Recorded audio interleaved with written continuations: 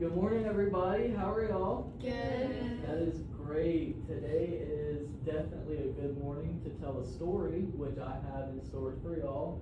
It is about an experience in my life that has very much affected me and has helped me progress my future. And I hope that as y'all listen, the experience that I went through, maybe if y'all go through the same one, you can find a way to overcome it like I did. Because it definitely is very mind-boggling, you know? So, this story is called Stalls on the Cape Fear River. It is on Christmas Day. We're going to go back to last year on Christmas Day. Now, I'm going to ask y'all a question. Christmas is supposed to feel warm, cozy, and fun, right? Wrapping paper all over the floor, nice food, music, everything, right? Yeah. Well, for me, it was not like that. It was sitting on the cold Cape Fear River Bridge with cars racing by me, the wind feeling worse than the December air that I felt recently that month, and all I could see is smoke coming out of my engine.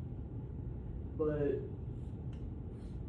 you know, when my engine died in the middle of the interstate, it didn't feel like just a simple, easy failure or a simple, easy fix. It was a complete disaster. It felt like everything that I'd worked for just stopped in a matter of seconds, and I stood there on the phone waiting for the tow truck, staring over the side of that bridge. At the river below, I felt a very familiar realization that life can change in a single second. I'm going to tell y'all why.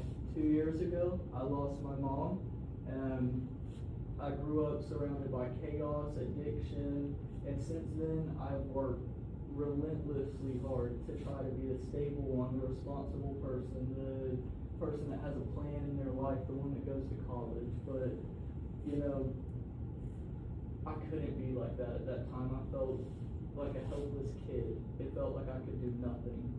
And the car it was not just metal and tires, you know, it was my way to class, it was my way to the clinicals that I had. It was literally everything at that time. But it all just disappeared like that. Now, the car was also my proof that I was moving forward in my life, and that Christmas morning, it literally became the worst gift I had ever received, because all that progress that I made stopped right then and there. I couldn't do anything about it. For the next month, which was the hardest part of my life so far, I feel like I had to navigate my life as a CMA student, a host, a director, without a vehicle. And it's a strange thing to lead a healthcare organization, motivate your peers, and represent professionalism while quietly stressing to the max and worrying about how you're even going to get here the next day to do all of this. It is required. I had to rely on people. I had to admit that, you know, I could not do everything on my own, which was an extremely hard task for me to overcome. But somewhere in the waiting throughout that time, in the stress, in the inconvenience, and in the frustration, I realized something, you know. I realized that fixing that car felt a lot like rebuilding my life from childhood to where I'm at now.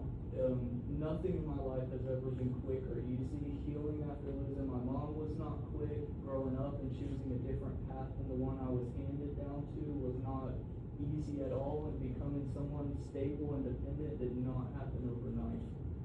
But just like in an engine, you know, rebuilding takes time. It definitely takes time. It takes replacing one broken piece at a time and fixing and continuing to stack and build up to where you were at.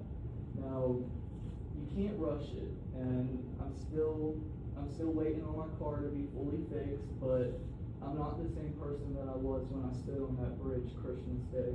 That day taught me that while an engine can fail, my drive cannot. That's very important to understand. My determination to finish my CNA program and to lead my peers and to build a stable future for myself is not something that smoke and metal can take away from me, or even a bad Christmas, you know? But I have learned that when you're stuck on the bridge, and the wind feels strong enough to, you know, push you.